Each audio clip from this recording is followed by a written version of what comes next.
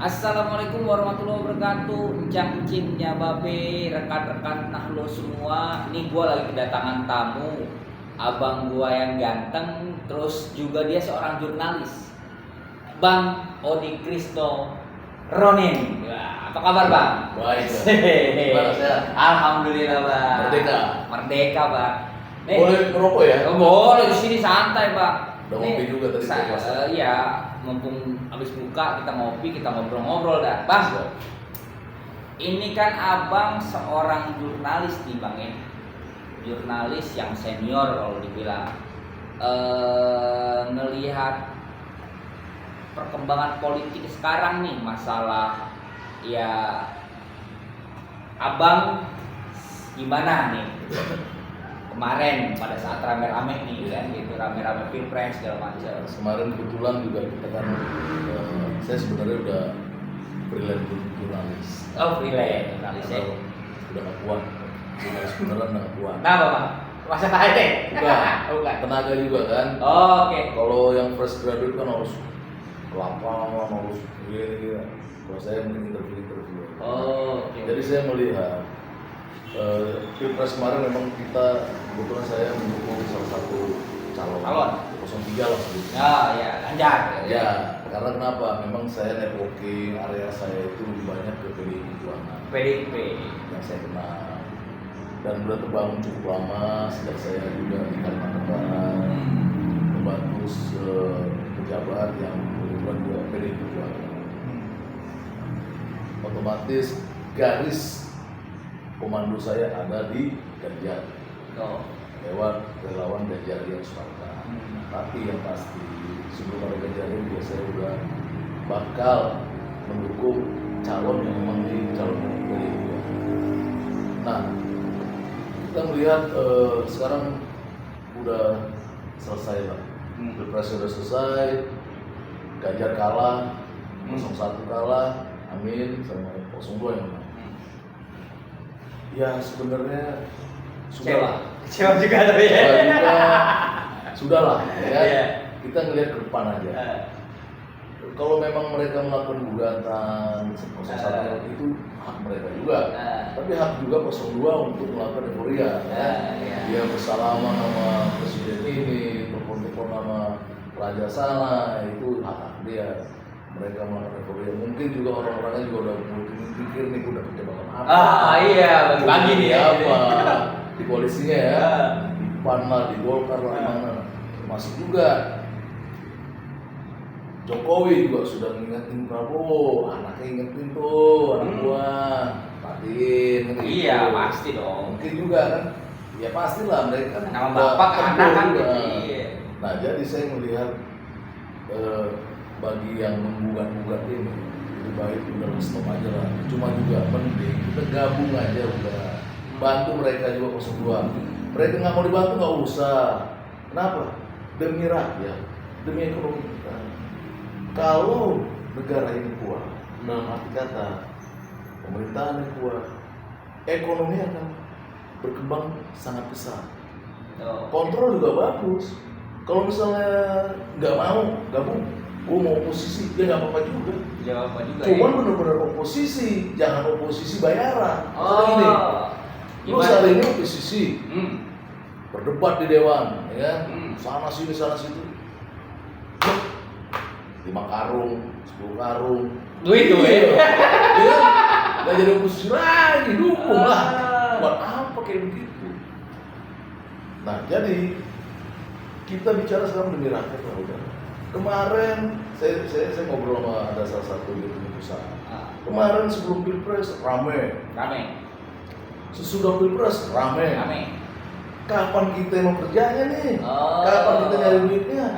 Sementara ekonomi tumbuh, kerjaan itu terserah. Kalau keadaan situasi itu tenang, aman, nyaman. Gimana nanti mau cari duit kalau bos-bosnya juga masih gitu? Ya soal-soal nggak jelas begini, politiknya gitu.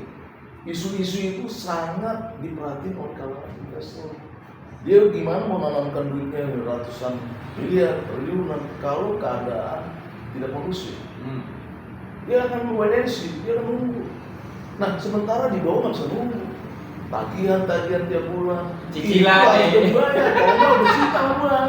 Bang galak sekarang, waduh, kejam, bisa dilelang bang. Mobil lu bisa tarik, Iya. mata elang lah, kolektor udah mangap itu. Benar, Ya kan? benar. Nah akhirnya timbul peristiwa berita-berita.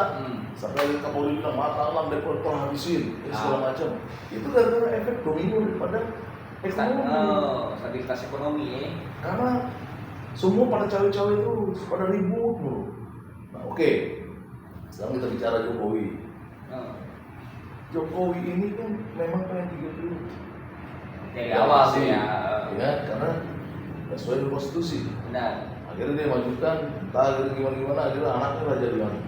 Sekarang dia bicara sama Prabowo, tolong titip anak gue, ya wajar-wajar juga dong. Iyalah, bapaknya. Anaknya tahu apaan, Samsul. Mana ngerti apa-apa dia. Wartawan yang wawancara dia, wartawan blowan dulu. Diwawancara begini.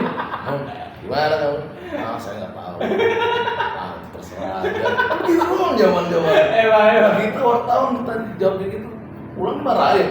Iya, redaktur. Lu wawancara apa lu? Lu narasumber begini. Iya. Nah, jadi ya itu si malakama juga bagi Prabowo. Bapak begini, kemungkinan nih, maaf kata. Iya.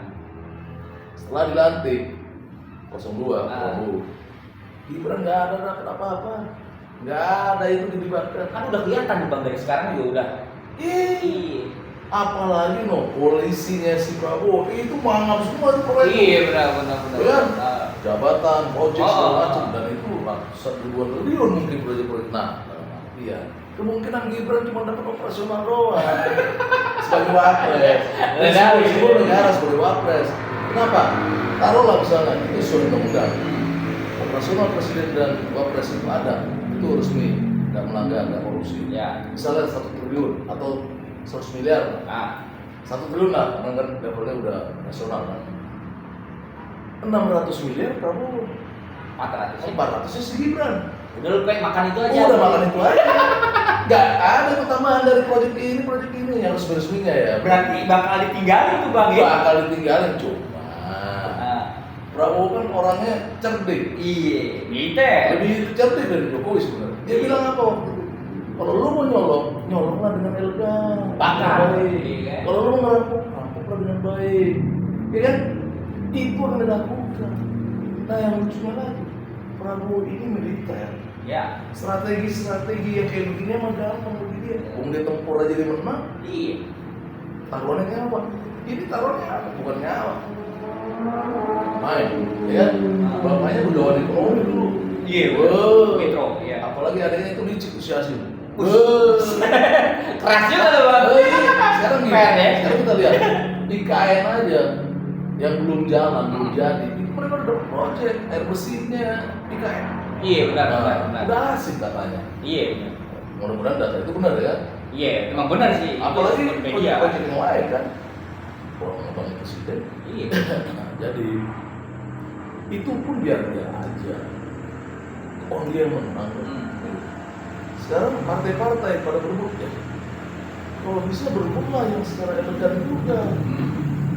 Kalau lu mau jadi koalisi, ya gabunglah. Toh Prabowo nanti akan balik. pasti. Kalau lu mau jadi oposisi kayak Demokrat kemarin, oposisi nggak jelas, ya? Kenapa oposisi nggak jelas? Rupanya oposisi karena pengen jabatan menteri, dikasih menteri diem itu, ya kan? Padahal 6-8 bulan lagi dia jadi menteri. Iya. Omongan dia yang kemarin berubah jadi aja, katanya IKN brengsek segala. Rupanya dia mau. Nah, ini kan nggak benar, oposisi nggak konsisten. Nah, kalau PDIP mau jadi oposisi, jadilah oposisi yang mantap, militan dan benar-benar untuk kepentingan rakyat. Jadi pemerintah ini benar-benar kontrol. Iya. Cuma masalahnya sekarang kita dengar isu terbaru. Puan sama Bu Mega. Mega, setuju juga nih. Memang mindset mereka berbeda nih. Kenapa? Bu Mega keras politik. Dia memang orang politik sekali. Puan beda, dia milenial. Dia ada unsur bisnisnya di otaknya. Ada unsur kepentingan lain yang kita dengar dari surat. Lakinya kan lagi di Iya. BTS. Nah, serba salah juga dia. Bu Mega nggak mau tahu, itu usaha. Yang penting partai oposisi misalnya. Iya. Ya, gimana ya? Dia sebagai ketum, dia masih punya pengaruh kuat. Iya dong. Kalau mau nggak mau ya, buat kan ketua DPP aja. Iya. Nurut. Atau nanti apa yang terjadi di PDI bisa juga ini kan unsur-unsur lain yang mencoba memecah belah dari perjuangan. Iya. Nah, kemudian kita bicara Jokowi. Begitu parahnya Jokowi berkhianat sama Bu Mega. Benar. Ya kan? Bu Mega sampai sekarang nggak pernah ngomong. Nggak pernah peduli lagi. Yang penting partainya sekarang tuh menang. Tetapi kalau kita bicara Jokowi ini dari dulu itu brengsek. Itu khianat, nggak benar. Yang salah itu adalah kenapa mau PD Perjuangan menjadikan dia presiden. Calon Nah, presiden. ya mungkin bisikan-bisikan atau survei-survei atau apa. Yang saat itu tidak ada figur yang sekuat Jokowi. Ah. Sebagai contoh, saya pernah kenal dan memang kenal sebesar ini pejabat di daerah menanyakan mas saya tahun 2014 tuh siapa presiden kita yang cocok ini? Ya. Dia bilang Jokowi, kata dia gitu. Saya bilang enggak, ini orang nggak benar dari mata dari kacamata saya. Nggak bener gimana kata dia?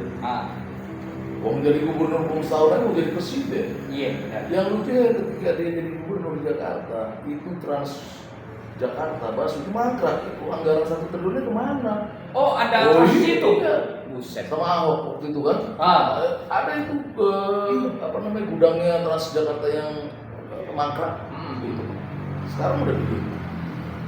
Oke, sekarang Jokowi akan jadi presiden. Saya ketemu Jokowi langsung.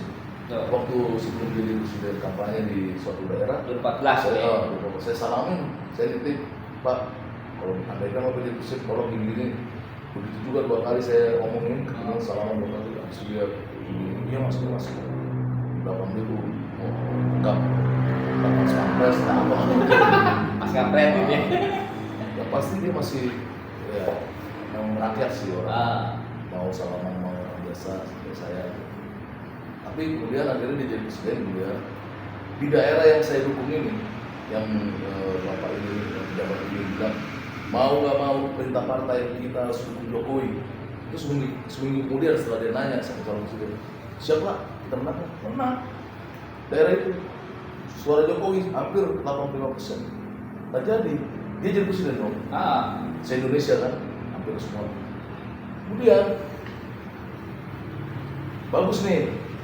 Ya, mungkin yang projo itu lawan Jokowi itu juga seneng dong dengan pemerintah pilihan kita merakyat, bajunya putih mulu, sepatunya juga mungkin ada 50 ribuan, ya nggak pernah pakai jam, ya nggak pernah pakai cincin kawin, pokoknya merakyat deh segala macam. Tapi sekarang kita lihat kalau dia benar merakyat, anak-anaknya keluarga juga merakyat. Kalau lihat aja Gibran tuh jam tangan berapa Iya benar. Kesang, saya ngeliat Kesang langsung tuh Rolex bro.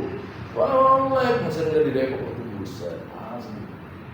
Jadi merakyat buat dia doang, di sebelah keluarganya kagak gitu ya? Enggak, belum lagi rumahnya di Solo gimana. Memang dia orang kaya dulu, tapi lebih gila lagi sekarang. Nah, 2019 dia jadi presiden. Survei mengatakan segala macam. Iya. Prabowo kalah. Padahal sebenarnya kalau misalnya kita mau fair, itu yang menang Prabowo. Mungkin karena yang berkuasa saat itu. Itu kan tiba-tiba real-count-nya quick count kan berubah ketika dia nonton bareng-bareng ada Mega, ada Maruf Amin, ada siapa tuh? Erick Thohir, kan? Yang ketuanya Erick Thohir 2019. Kaget kan, kok dia menang? Tiba-tiba berubah, dia menang. Ayo. Terus rame kan Jakarta, ada yang mati juga di benar. Itu kan fakta sih, cuman Prabowo lemah waktu itu. Kenapa? Karena dia pendatang. Ini incumbent. Incumbent di mana-mana pasti menang dong. Kalau ada pilkada atau pemilihan pemimpin itu incumbent kalah. Pemimpinnya goblok. Itu kok incumbent bisa kalah? Nah ini contoh Rano Karno di Banten. Gitu. Dia incumbent.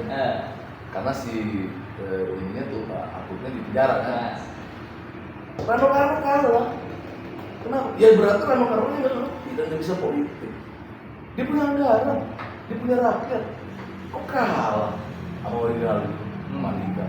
Itu yang aneh. Itu incumbent di Indonesia yang kalah yang dia doang. Nah, Bang, ini kan tadi abang cerita, emang Jokowi udah lama nih, ini 3 periode segala macam. Terus kalau misalnya nih sampai kedekatan Bu Mega sama Prabowo kan memang deket ya dari dulu ya, Mega Pro dulu kan segala macam. Jokowi kan baru dengan Prabowo. Kalau sampai terjadi Prabowo itu koalisi dengan Bu Mega, Jokowi kemana nih? Pertanyaan bagus ya.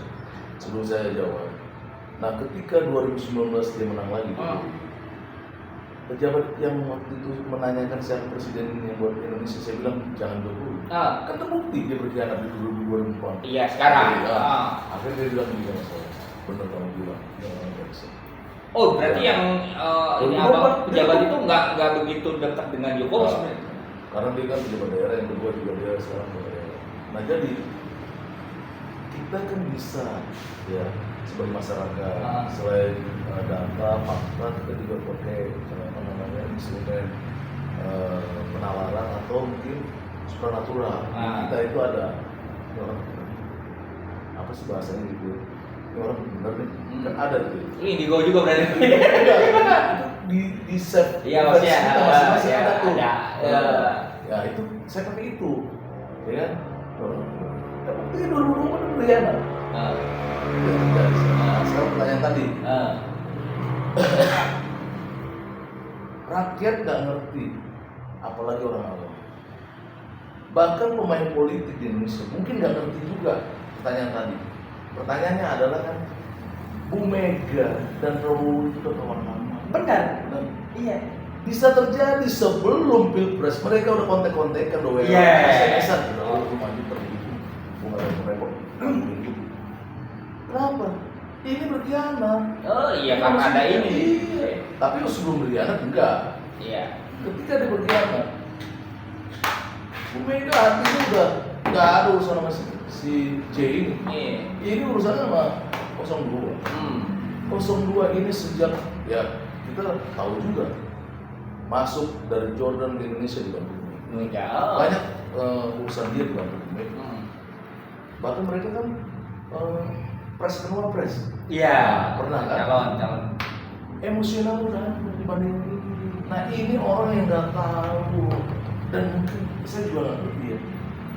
Pendatang baru, memang dia orang dibilang lama di PDIP juga enggak. Waktu dia mau jadi wali kota dia nggak ada partai ngedukung, PDIP ngedukung. Iya. Banyak istilahnya gini, dia banyak dibantu sama PDIP, dia berkhianat. Bu Mega melihat lu siapa? Bu Mega sekarang levelnya presiden, yang diincar bukan wali kota, bukan gubernur, tokoh nasional. Lu siapa? Lu dari keluarga mana? Iya. Istri lu siapa? Anak lu siapa? Kowo sama Bu Mega udah lama. Iya. Bapak udah saling kenal. Iya. Begawan ekonomi kita itu udah melakukan kudeta dulu. Soekarno udah tahu bapaknya si Prabowo. Ini anak tokoh Indonesia yang terkenal, dua ini udah kenal berkawan. Kemudian sejarah aja mengatakan berbeda. Iya. Ini lahir dari Cendana, ini independen, nggak ada fokus mana-mana. Gitu.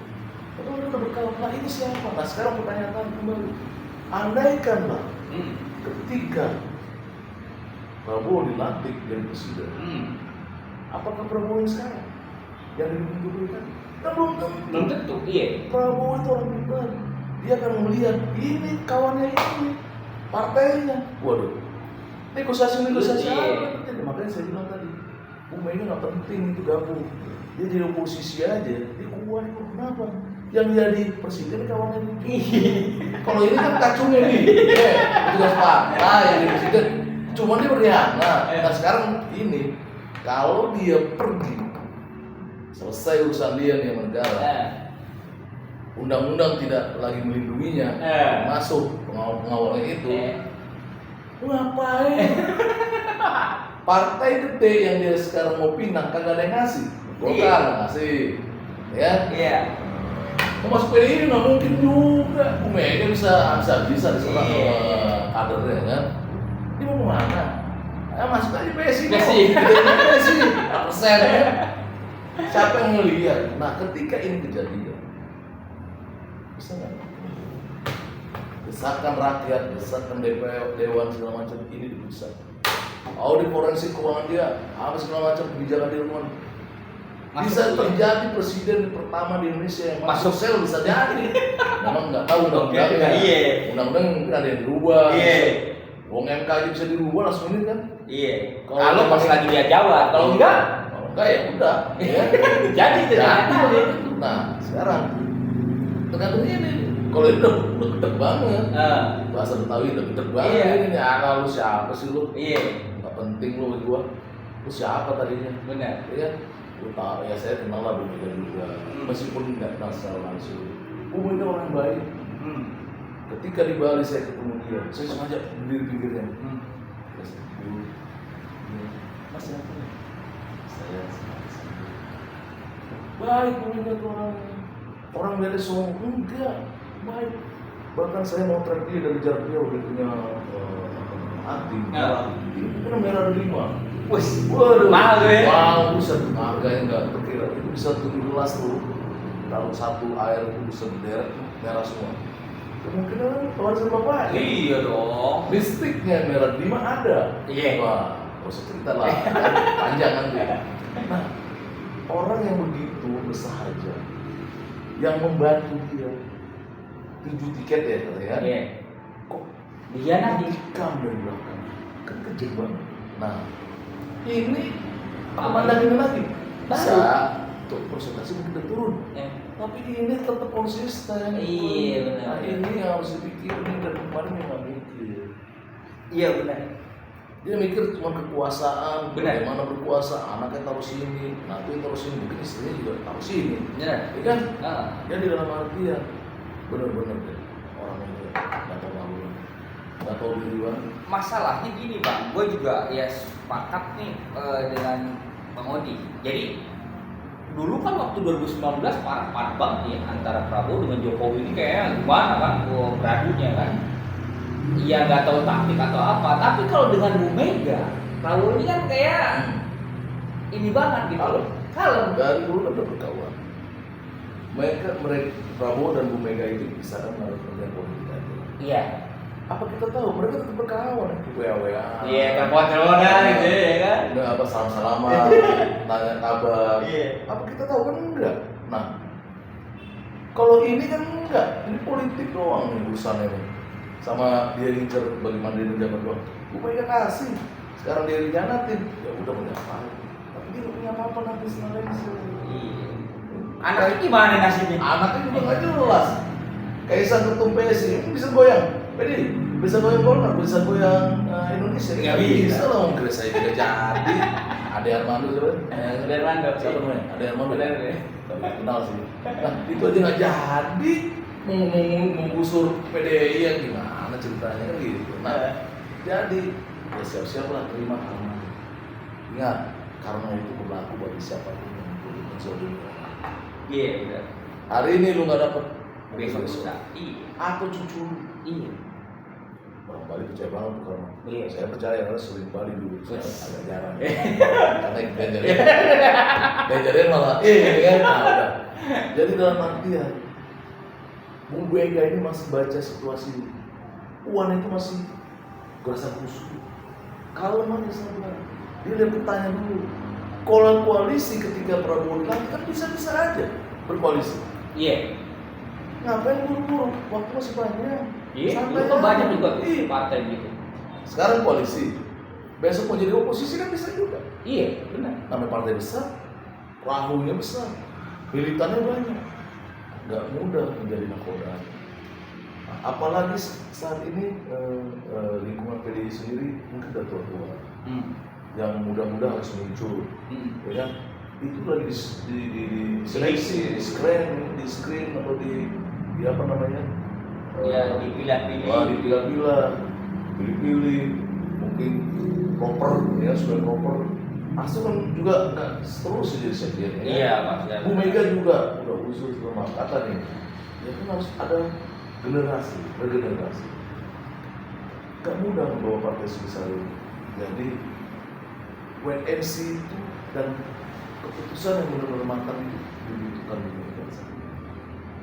Ya terasa terus kayak wah kita gabungan ini di depan kita maklumi juga. Iya. Ada sesuatu hal gitu. Sesuatu hal ya. Iya. Ini kan. Iya. Nah, jadi Kalau menurut lu Bang, ini kan tadi lu ngomong masalah kesetiaan sama pengkhianatan. Ini Jokowi kan memang sudah kelihatan berkhianat terhadap PDI. Terus ada sosok yang kemarin lu usung, Ganjar Pranowo. Ini kan orangnya setia banget nih sama PDI ini. Gimana nih? Bu Mega tuh Pak Ganjar itu gimana? ya, PDIP sebenarnya kalau saya lihat sih sebenarnya udah legonya gini, ya udah kalah. Jadi secara personal udah gak ada urusan lagi Ganjar PDI, Ganjar dalam artian pilpres ya, udah selesai. Tetapi secara emosional ya, karena kan masih Aset, iya, aset. Ganjarnya aset. Untuk saat ini kalah ya siapin lah 5 tahun lagi, kalau itu Ganjar.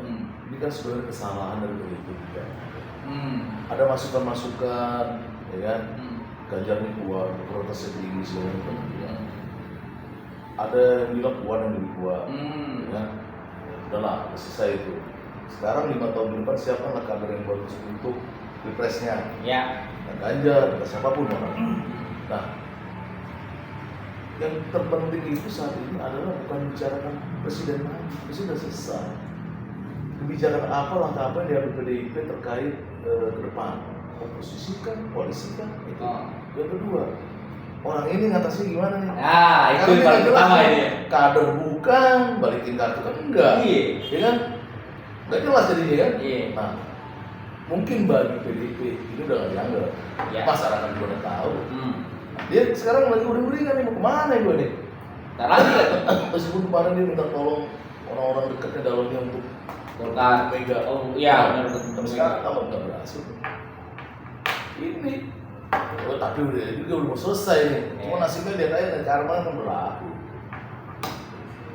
Menarik juga Bang, maksudnya Kalau Golkar segala macam, segala berkoalisi dia kemudian karena sekarang aja berkuasa sehingga ada bagi-bagi kursi apa namanya jabatan jabatan dulu kan. Mudah-mudahan presiden ke depan juga tidak melihat koalisinya aja, tapi Indonesia secara Iya. Misalnya bahwa Prabowo tidak hanya memikirkan jabatan atau proyek-proyek untuk koalisinya aja, ya. tapi dibagilah. Ya. Karena politik ini terjadi karena ada ekonomi yang kuat. Politik ini terjadi karena partai-partai itu mampu membiayai. Nah, ke depan kalau semua partai digerus, ekonominya hancur, demokrasi kita juga nggak sehat. Kenapa? Misalnya PDIP hancur, ya, KS hancur, PKB hancur, karena keadaan ekonomi, emang dibantu negara, Ya. itu nggak seberapa. Masa lu nyalon partai lu doang, ya kan? Kayak zaman Soeharto, dia lagi. Nah, bisa juga kayak begitu, tapi kan demokrasi udah nggak bener ya. Iya, benar. Ya, termasuknya demokrasi yang sekarang terjadi udah nggak bener juga. Akibatnya itu, terus MK lah ini itu. Iya, berarti kemungkinan yang tadi Abang jelasin bahwa memang nanti setelah lengser nih, karma berlaku nih, anaknya bagaimana? Ya, balik lagi tadi. Cuma dapat apa? Ya paling operasional doang ya. Taruhlah operasional presiden wapres itu setahun 1 triliun misalnya. Ya. Itu kan kalau nggak salah undang-undang mengatakan 60-40. Nggak. 60% presiden, 40% 40% wapres. Berarti kalau 1 triliun 600 miliar Prabowo, 400 miliar Gibran. Nah, kalau ini kejadian dengan sikapnya dan mangapnya koalisi mereka, Gibran paling ngambil dari operasional doang, dia sebagai wakil. 400 triliun Udah, dia main simbol negara aja. Dia ada proyek, dia proyek udah diambil-ambilin sama si, ya maaf kata ya Prabowo CS kalau nggak. Dan si Malakama juga akhirnya. Iya. Biar wapres juga, cuman memang wapres gitu kan, dalam sejarah tercatat. Cuman tercatat ya yang ada bagusnya gitu loh. Iya. Kita kan pengen tercatat yang bagusnya. Iya. Benar-benar. Jadi ya Ini kemungkinan kan juga kenapa orang berlomba-lomba pengen jadi pejabat, bupati, tapi karena memang ada operasional itu lumayan. Nah makanya kalaupun ada operasional itu mereka nggak korupsi itu yang kurang aja, itu nggak benar. Karena udah gede dah. Bahkan mereka meresmikan proyek kan ada undang-undang mengatakan mereka dapat berapa fee, itu berapa persen. setiap proyek gitu ya. Iya, entah 1%, berapa persen mungkin bisa dicek ya. Ngapain lagi harus korupsi? Gitu. Apalagi ini yang kasus baru kemarin 271 triliun di bank. Katanya nyeret Kaisang juga nih, disuruh jadi saksi. Nah ini saya mau bicara. Kita tahu, jadi perjuangan belum jadi oposisi beneran aja. Udah berhasil ya mengungkap 271T. Bayangin uang gede banget itu. Kita tahu jaksa agung siapa? Adanya TK Ah. Sandi. Nggak mungkin dong, nggak bisa-bisikan. Ya. Oh iya. Terus kemudian kasus ini sebenarnya bisa tidak terjadi kalau pengawasannya kuat. Kenapa bisa terjadi seperti ini? Yang harus dilakukan oleh kejaksaan, mungkin KPK harus masuk juga. Pemeriksaan terhadap kementerian benar-benar kebijakannya yang mengakibatkan negara dirugikan banyak.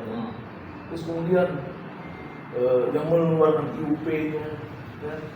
Terus dampak AMDAL-nya, ini banyak yang terlibat sebenarnya. Karena saya nggak percaya 271 itu Cuman orang-orang itu dari aja. Nadiem Sama si yang Muiz itu Muiz, kan. sama Muiz.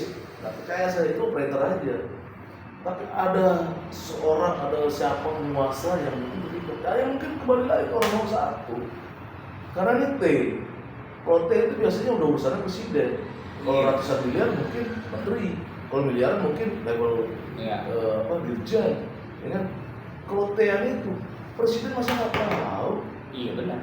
Ini harus diungkap semuanya. Kalau Kejaksaan Agung mau benar-benar namanya bagus, kalau Jaksa Agung pengen namanya tercoreng, terukir, bagus di negara, periksa semua, cari itu yang kira semua. Karena 271 itu gede banget. Iya benar. Itu Di bank bisa- uang juga. Ya, nah makanya jangan cuma yang kecil-kecilnya yang tangkepin, jangan. Tapi yang kira siapa? Nah, birokratnya belum nih. Iya. Ya mudah-mudahan Kejaksaan Agung tidak Masuk angin. angin. Oke, Bang Odi, makasih udah datang di podcast Nahlo ini. Mungkin ada pesan-pesan Abang nih sebagai jurnalis senior kepada teman-teman rekan-rekan Nahlo, gimana Bang? Ya, memang situasi saat ini kita semua sedang diuji terkait demokrasi dan konstitusi yang mencari. Semoga urusan ini bisa selesai sehingga akhirnya kita mendapatkan demokrasi lagi yang bagus benar-benarnya. Ya mungkin setelah ini lengser kali ya, baru demokrasi muncul lagi. Kayaknya Prabowo juga orangnya demokrasi, Bu Mega demokrasi. Ini aja yang merusak semuanya. Nah, Amin melakukan gugatan, Ganjar melakukan gugatan, ya silakan, itu bagian dari demokrasi. Tapi kita harus melihat kemungkinan ke depan. Rakyat tidak teriak, rakyat ekonomi kita udah mulai gimana. Itu yang harus kita pikirkan lebih baik lagi, lebih bijak lagi. Oke, makasih Bang Odi. Siap. Udah datang di Makasih ya. Nahlo, ya, makasih.